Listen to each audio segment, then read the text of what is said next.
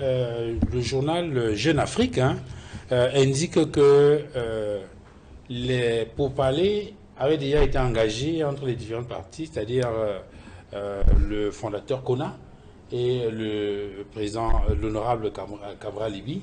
Mais le journal Jeune Afrique le dit, j'insiste, mais que il y a eu une interférence du MINAT qui a plombé les négociations qui sont aujourd'hui au point mort. Et notamment, le journal pose la question de savoir si le MINAT cherche à diviser le PCRN. En fait, vous posez la question de l'UPCisation du PCRN. Est-ce que le PCRN aura deux tendances? Une faction Cabral Libye, une faction du fondateur, Kona. Et parce qu'il y a un congrès extraordinaire qui est annoncé également dans le Nord et qui sera en mars, au mois de mars, qui est convoqué justement par Robert Kona. Alors, ce que je puis dire dans cette affaire, je crois que je l'ai déjà énoncé dimanche dernier sur ce plateau sur la même question, c'est qu'il y a des précédents, c'est-à-dire il y a des précédents où sur l'interdiction de l'émission du MINAT dans le fonctionnement des partis politiques. Il y a des affaires en justice au tribunal administratif.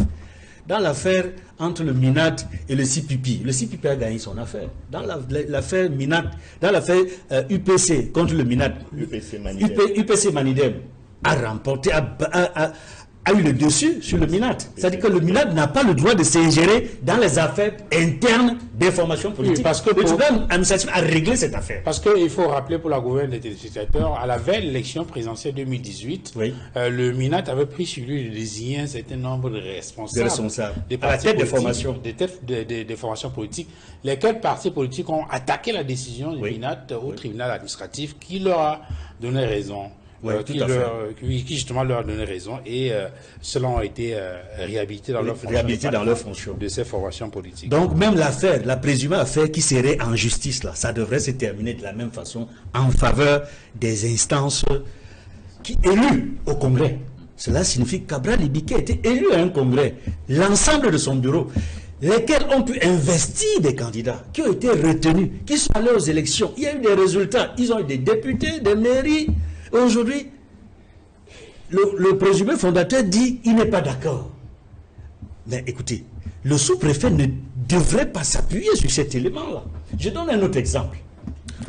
Il y a eu, dans le SDF, dans le Social Democratic Front, du vivant du chairman, comme après sa mort, une affaire des cadres qui ont été exclus, le G27, devenu G34 et autres, qui aujourd'hui se sont reconvertis par la suite majoritairement dans le FCC. Mais ce qui est important dans ce que je vais dire, c'est que le congrès du SDF a pu se tenir alors que l'affaire est en justice. C'est-à-dire, l'affaire est encore en cours. C'est-à-dire qu'il y a eu une action en justice menée par les exclus, par le groupe des exclus. Ils ont porté plainte, l'affaire en justice. Cela n'empêche, ça n'a pas empêché la tenue du congrès du SDF.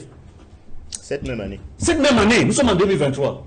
L'affaire est en justice, mais ça n'a pas pu empêcher la tenue du congrès du SDF qui a élu un nouveau bureau.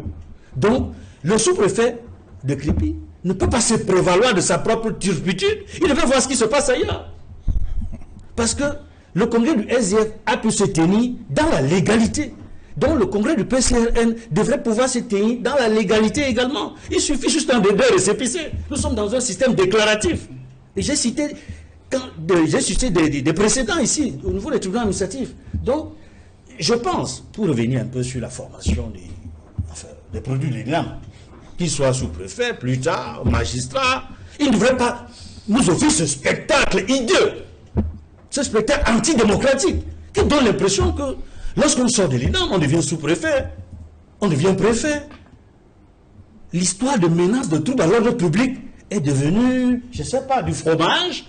C'est-à-dire qu'on l'utilise à toutes les sauces. C'est devenu une magie, on l'utilise à toutes les sauces.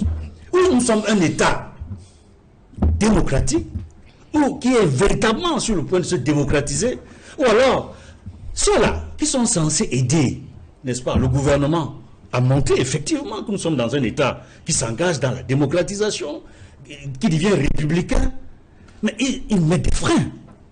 Ces sous-préfets zélés qui empêchent à la République exemplaire en construction. L'expression de Maître Téguin, et je voudrais l'interpeller là-dessus. Voilà des sous-préfets qui empêchent la République exemplaire en construction d'évoluer dans le bon sens. Et c'est inadmissible et insoutenable.